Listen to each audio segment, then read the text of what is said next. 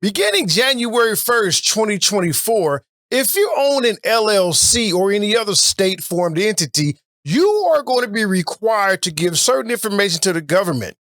And if you don't provide the government this information, then they can hit you with a penalty of up to $500 per day that you don't provide them information, including up to 2 years in jail with an additional $10,000 penalty. And of course, that has LLC owners across America freaking out. But do not worry, because today in this video, I am going to briefly explain what this requirement is and where it came from. I'm going to show you what not to do to try to avoid this $500 penalty. And then you want to stick around to the end for the best part, because I'm going to show you how to legally avoid this penalty altogether. All right, get ready, get your pens and paper. Let's go.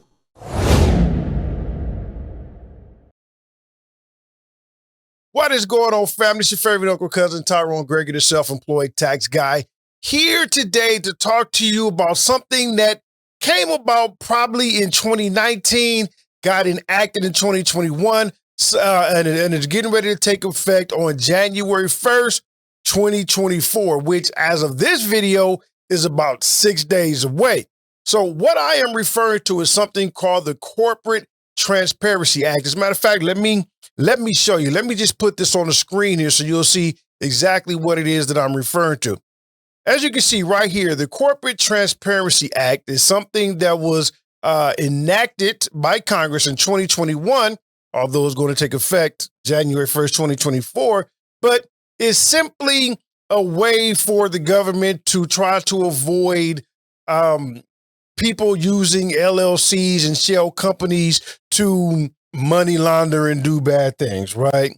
So in a nutshell, the Corporate Transparency Act is like this big net that's supposed to go after the big fish. But unfortunately, as we can see right here, that some of the smaller fish are going to get caught up in this net. So let me say this. I'm not going to go into real good detail, or should I say, not going to do a deep dive into all of the things about the Corporate Transparency Act. You can click on this link right here for a video that I did that kind of goes into the history and all the other good stuff.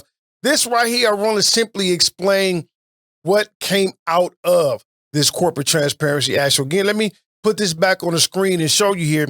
And what we're looking at is, let me actually scroll down just a little bit so we can see it here, is this, the new federal reporting requirement, what they call the beneficial owner information. And you can see it says right there, beginning on January 1st, 2024, many companies in the United States will have to report information about their beneficial owners. So this is pretty much saying that, you know, privacy of an LLC is going out the window. One of the biggest selling point for an LLC is that it was private. Creditors wouldn't be able to know who you are and all these other things. And now beginning January 1st, 2024, all of that goes out the window, right? You are going to be required, as you can see here on the screen, you are going to be required to report who the owners of these LLCs and S Corps and C Corps are. And that is anybody who owns more than 25% of the company. So if you are the sole owner of the LLC, whether you've opted to have it taxed as an S Corp or a C Corp or partnership or whatever, if you are the sole owner or somebody who owns more than 25%, then this beneficial owner requirement is on you, okay? And again, I'm not going to go into the full details about that. Check out the other video.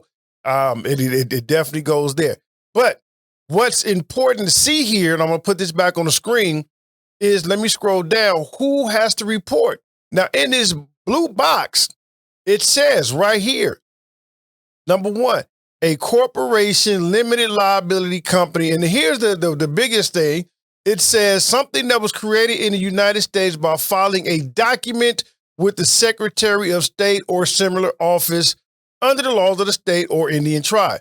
So what that means is, if you filled out any application, whether you did it through LegalZoom, whether you did it through InkFile, whether you did it through any other third party, if it was an application that was submitted to your state for the purposes of creating an entity, then you are obligated to this law to report who the beneficial owner is. Okay? So that's the first thing. Understand that this is what applies to those who own the LLCs. Now, here is where it gets interesting. So see, let me pull up this guide so we can see it, because it shows us right. Actually, let me put it on screen so you can see it as well. So here it goes right here. This is, well, let me go back up to the top so you'll see what this guide is. It's called the Small Entity Compliance Guide, and it was put together by the Financial Crimes Enforcement Networks, which are the people who are upholding this BOI reporting. So let me scroll on down so we can see to the table of contents. And right here in chapter 1, it says, what happens if my company does not report in the required time frame? So let's click on that, blow this up, because if you're blind like me, we can't see. All right, so here we are. What happens if my company does not report BOI in the required time frame? Well, it says right here. Make sure I'm about to highlight it. Yes, highlight all of this so we can see it. Yes, right there. The willful, and willful simply means, it doesn't mean that you like intentionally said, oh, screw the government, I ain't reporting none. If you forget, that falls under the term of willful, right? So forgetting means that, you can be hit with this penalty because maybe you was like, oh, I got time, I'm going to do it, I'm going to get to it. And then the busyness of life got in the way, and all of a sudden you forgot. They consider that to be willful. So keep that in mind. All right, let's get back to it and read this here. So the willful failure to report complete or updated beneficial information to FinCEN, okay, goes down. I'm gonna skip all that. You can read that for yourself. But here it is, right here. It says may result in. I want to highlight this part right here. May result in civil or criminal penalties, including civil penalties up to $500 for each day the violation continues, or criminal penalties, including imprisonment up to 2 years so it could be either or, a fine of up to $10,000.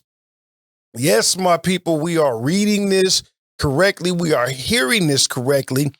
If you do not come January 1st, I think you have 90 days from January 1st, 2024, to submit this information to our government. And if you do not submit it, as you can see right there, you can be hit with a penalty of up to $500. And they even said it could be criminal penalties, meaning like if this goes to court and you got criminal charge, you will have a record, right? Like that's crazy.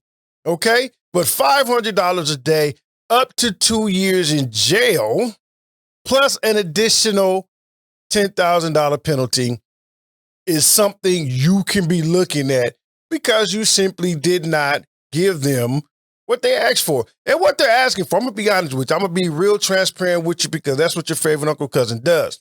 What they're asking for isn't really much. Like this application, even though the application is not available as of yet, this application should be the most simplest thing available because it really just wants to know your name, your birth date, social security number, and your address. They're just asking for the information. They just want to know who owns the company. That's all they're asking for. So it shouldn't be that complicated to do.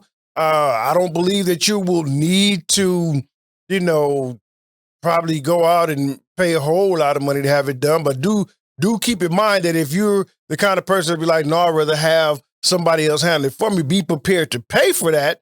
But I don't think it's going to be that complicated just to provide the information that they are asking for. Okay. Now, I do want to talk about this. Here's what I don't want you to do to avoid this penalty, because as of right now, I'm seeing a whole lot of stuff on the internet and people is going wild and crazy. Like, oh, this is what I'm going to do to avoid it. The goal when you are a business is to make money and then keep your money. You want to keep as much money as you possibly can. You don't want to just spend your hard-earned money.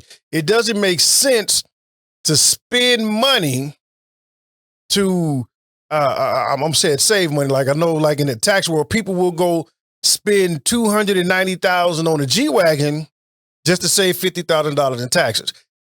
The math ain't mathing on that, right? So what we don't want to do is go out and listen to all these so-called financial gurus on TikTok and Instagram talking about, oh, well, build you a multi-family trust and get a charitable trust and put the business in that. And look, trusts are not necessarily state-formed entities, so they don't necessarily fall under here, under the BOI, as we saw that. But a trust is a vehicle used to avoid probate when you die. Not necessarily to try to avoid anything, because you're still going to have to report this information directly to the LLC. If your trust owns the LLC, right, then it's going to have to divulge the information on the trust and who's the fiduciary, right? Banks have this information.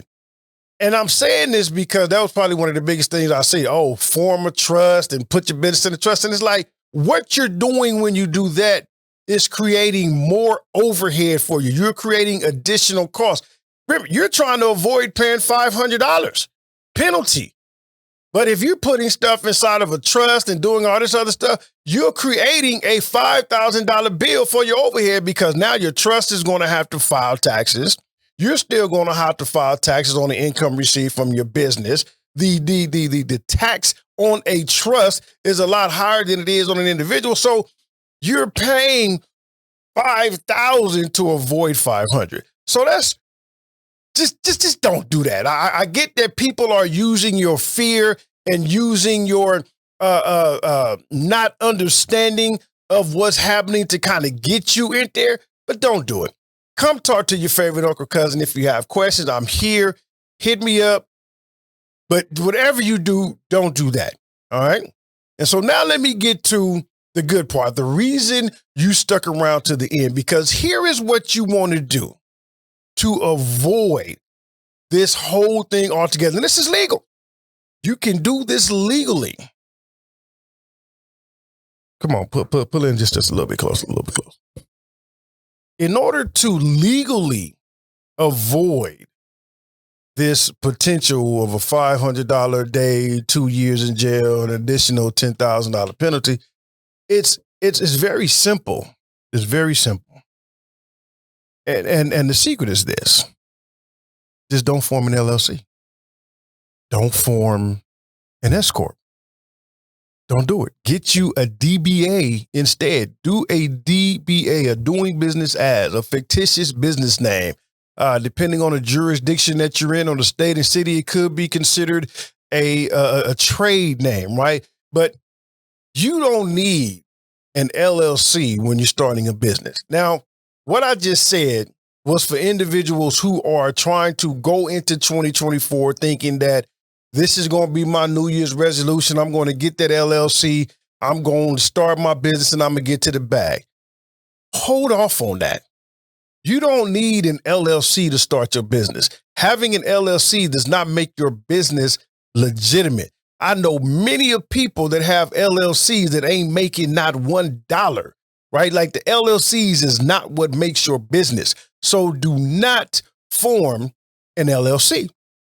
Now, for those of you who already have LLCs, I want you to do a real deep down look and do a self-assessment. Is the LLC benefiting you right now? Because if it's not, then dissolve it before January 1st, 2024. Okay. Well, actually, y'all know, I'm sorry. Let me back up. Let me take that back.